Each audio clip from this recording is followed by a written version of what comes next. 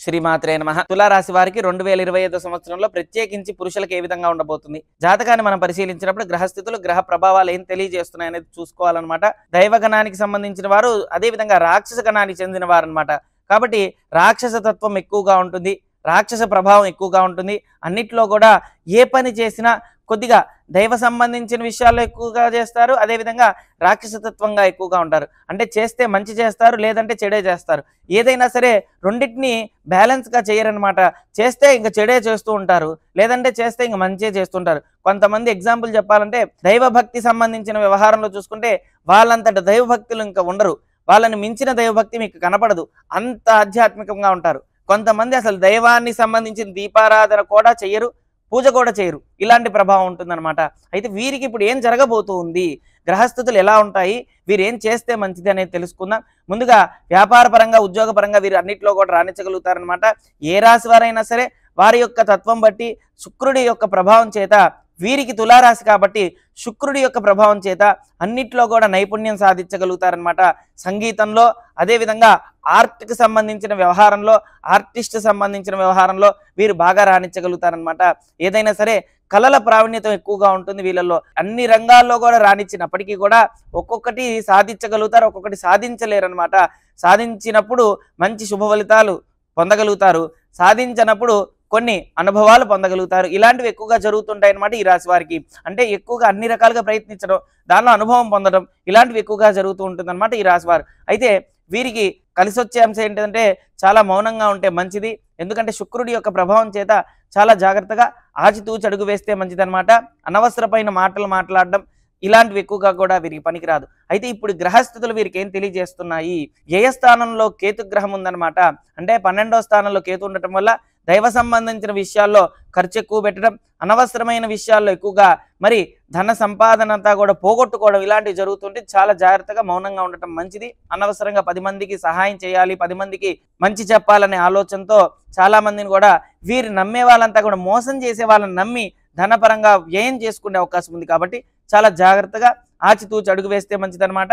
వీరికి తులా, వృశ్చికం, ధనస్సు, మకరం. ఎప్పుడైతే ఈ మకరంలో బుధుడున్నాడో చతుర్థ బుధుడు కాబట్టి చాలా జాగ్రత్తగా ఆచితూచి అడుగు వేస్తే మంచిది. అన్నిట్లో కూడా విజయం సాధిస్తారనమాట. మొన్నటి వరకు కూడా చతుర్థంలో బుధుడు ఉండడం జరిగిందనమాట. ఎప్పుడైతే ఈ యొక్క తులా, వృశ్చికం, ధనస్సు, మకరం, కుంభం ఈ యొక్క పంచమ స్థానానికి వచ్చాడో సంతాన పరంగా మంచి శుభవార్త వింటారు. సంతానం పరంగా అన్నిట్లో కూడా యోగదాయకంగా ఉన్నాడు. ఎందుకంటే మొన్నటి వరకు కూడా బుధుడు చతుర్థంలో ఉండటం వల్ల, 4th ప్లేస్లో ఉండటం వల్ల అనేక రకముల సమస్యలు ఎదురయ్యాయి. ఉద్యోగంలో కూడా దగ్గర వరకు వచ్చి వీరు శ్రమించినప్పటికీ కూడా, సహజంగా శ్రమించకుండా ఎవరు ఉండరు, అలాంటిది ఎంతో శ్రమించినా దాని తగ్గట్టుగా ఫలితం లేకపోవడం వల్ల వీరికి అన్నిటి మీద విరక్తి కలగడం అలాంటివి కూడా జరిగాయి అన్నమాట. కానీ ఇక్కడి నుంచి అదంతా కూడా మరి మంచి జరుగుతుంది. సంతానం పరంగా శుభవార్త వింటారు. సంతానం యోగం లేని వారికి ఖచ్చితంగా సంతానం కలిగే అవకాశం చాలా ఉందన్నమాట. మంచి సంతానం కలుగుతుంది. పుత్ర సంతానం కానీ, స్త్రీ సంతానం కానీ, యోగ్యమైన ఆరోగ్యమైన సంతానం కలిగే అవకాశం ఉందన్నమాట. అయితే వీరికి షష్టమంలో ఇప్పుడు శని ప్రభావం చేత అనవసరమైన మాటలు మాట్లాడడం, గొడవలు పడుతూ ఉండటం, అనవసరంగా గెలుక్కొని మరి తిట్టుకుంటూ ఉండటం, ఇలాంటివన్నీ కూడా జరుగుతూ ఉంటాయి. చాలా జాగ్రత్తగా ఆచితూచి అడుగు వేస్తే మంచిది. అనవసరమైన మాటలు మాట్లాడకుండా వ్యవహారం చేసేటప్పుడు కానీ అన్నిట్లో కూడా అనుకూలత ఎక్కువగా ఉందన్నమాట. అదేవిధంగా ఎప్పుడైతే మీనంలో రాహు ప్రభావం, అదేవిధంగా శుక్రగ్రహ ప్రభావం వీరి మీద ఎక్కువ శాతం చాలా జాగ్రత్తగా ఆచితూచి అడుగు వేయడం మంచిది. ఏ వ్యవహారం నందైనా చాలా జాగ్రత్తగా మౌనంగా ఉంటే చాలా విశేషమైన ఫలితం వస్తుందన్నమాట. అన్నిట్లో కూడా విజయం సాధిస్తారు. ఏదైనా సరే ధనపరంగా, వ్యాపార పరంగా, ఉద్యోగ పరంగా అన్నిట్లో కూడా సానుకూలత సూచిస్తుందన్నమాట. వీరు ఏం చేస్తే మంచి ఫలితం వస్తుందంటే కొద్దిగా శని ప్రభావం, రాహు ప్రభావం, శుక్ర ప్రభావం వీరి మీద అధికంగా ఉందన్నమాట. ఎప్పుడైతే వీరి రాశికి అధిపతి అయిన శుక్రుడు మరి రాహుతో కలిసి ఉన్నాడో, మరి రాహుతో కలిసి ఉండటం వల్ల అనుకోని సంఘటనలు ఏర్పడతాయి, అనుకోని భేదాభిప్రాయాలు ఏర్పడతాయి, అనవసరమైన మాటలు మాట్లాడడం, చర్చించుకోవడం, గొడవలు పడడం, ఇవన్నీ కూడా చాలా జాగ్రత్తగా ఉండటం మంచిది. స్త్రీ మూలకంగా చేసే వ్యాపారం కానీ, ఉద్యోగం కానీ ఆటంకాలు కలిగే అవకాశం చాలా జాగ్రత్తగా ఉండాలన్నమాట. రాహు ప్రభావం చేత స్థిరమైన ఆలోచన లేకపోవడం, స్థిరత్వంగా ఉండకపోవడం, వీరికి ఎంతో కాన్సన్ట్రేషన్ ఉన్నా ఇప్పుడు స్థిరత్వం లేకపోవడం, ఇలాంటివి కూడా చాలా రకాలుగా ఇబ్బందులు పడడం జరిగిందనమాట ఈ యొక్క తులారాశి వారు. ప్రత్యేకించి పురుషులకి చూసుకుంటే అనవసరమైన మాటలు మాట్లాడి వ్యవహారం గొడవలకు వెళ్ళడం, గొడవలు పడడం, మనస్పర్ధలు తెచ్చుకోవడం, అనవసరంగా వాదనలు ఎక్కువకి వెళ్ళడం, అదేవిధంగా చర్చలు ఎక్కువ పెట్టడం, ఇలాంటివన్నీ కూడా వీరికి ఈ యొక్క సంవత్సరంలో చాలా జాగ్రత్తగా లేకపోతే కనుక వచ్చిన అవకాశాలన్నీ కూడా దుర్వినియోగం అవుతాయన్నమాట.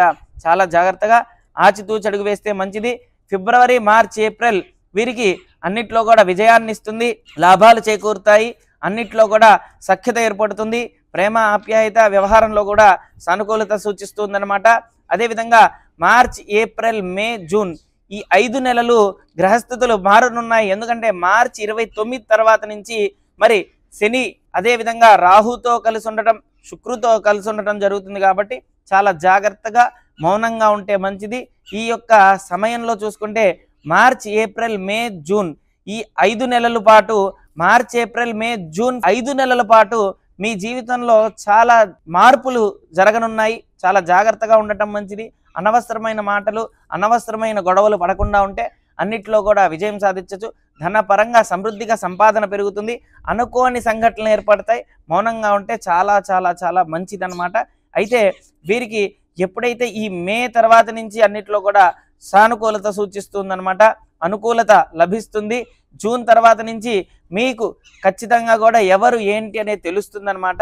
ఈ 3 మాసాలు జూన్, జూలై, ఆగస్టు ఈ 3 మాసాలు మీకు ఒక పరీక్షా సమయమేనా అర్థమవుతుంది. ఎందుకంటే ఒకటికి మీకు ఇప్పుడు 10 అవకాశాలు వస్తాయి. ఈ 10 అవకాశాల్లో ఏది మంచిది, ఏది మనది అని తెలుసుకునేసరికి అది చాలా జాగ్రత్తగా అవగాహన చేసుకునేసరికే చేతి నుంచి వెళ్ళిపోయే అవకాశం ఉంది. కాబట్టి ఈ 3 మాసాలు చాలా జాగ్రత్తగా 1కి 2 సార్లుగా ఆలోచించి అడుగు వేస్తే చాలా మంచిది, మంచి ఫలితం వస్తుందన్నమాట. ఏదైనా సరే మీకు అర్ధ సంవత్సరం నుంచి చాలా విశేషమైన ఫలితం వస్తుందన్నమాట. June, July, August, September, October, November, December ఈ 7 మాసాలు ఎంత మౌనంగా ఉంటే అంత మంచిది. ఎంతైనా సరే మీకు కేతు సంబంధించిన తెలిసి కానీ తెలియక కానీ అనవసరమైన మాటలు మాట్లాడడం, ధనపరంగా సమృద్ధిగా సంపాదన లేకపోవడం, వచ్చిన ధనం ఖర్చు అయిపోవడం, శరీర రుగ్మతులు రావడం, ఇలాంటివి కొద్దిగా అనేక రకమైన సమస్యలు ఏర్పడి తెలిసి కానీ తెలియక కానీ గొడవలు పడడం, ఇలాంటివి కూడా చాలా జరుగుతూ ఉంటాయి. కాబట్టి అన్నిట్లో కూడా గ్రహించుకొని మన యొక్క అన్ని విధాలుగా ఆచరిస్తే మంచి ఫలితం వస్తుందన్నమాట. అయితే ప్రత్యేకించి మీకు కలిసి వచ్చే అంశం ఏంటి, కలిసి రాని అంశం ఏంటిది? జాతకాన్ని పరిశీలించినప్పుడు గ్రహస్థితులన్నీ కూడా ఒక్కొక్క విధమైన ఇబ్బందులు పెడుతూ ఉంటాయి. కాబట్టి ఆ ఇబ్బందికి తగ్గట్టుగా మనం జాగ్రత్తగా పాటిస్తే అన్నిట్లో కూడా విజయం సాధించవచ్చు. వీరికి సహజంగా చూసుకుంటే స్త్రీ సంబంధమైన దోషం ఉంటుంది, స్త్రీ శాపం, స్త్రీ సంబంధమైన వర్గానికి సంబంధించిన శాపం ఉండే అవకాశం ఉంటుంది. జాతకంలో గ్రహాలు బాగాలేకపోతే ఇలా ఉంటుంది. గ్రహాలు కనుక మంచిగా ఉంటే మంచి స్థితి కలుగుతుంది, వివాహం అవుతుంది, అయిన వివాహంలో మంచి అనుకూలత సూచిస్తుంది, మంచి సంతానం లభిస్తుంది, ప్రేమ, ఆప్యాయత, జాలి, దయ, అభిమానం ఇవన్నీ కూడా ఉంటాయి. కాబట్టి ఒకవేళ మన జాతకంలో ఏ గ్రహం బాలేదు, ఆ గ్రహానికి తగ్గట్టుగా మనం ప్రాయశ్చిత్తం చేసుకుంటే అన్నిట్లో కూడా విజయం సాధించవచ్చు. ఓం శ్రీ దత్తాయ నమః. ఓం శ్రీ దత్తాత్రేయాయ నమః.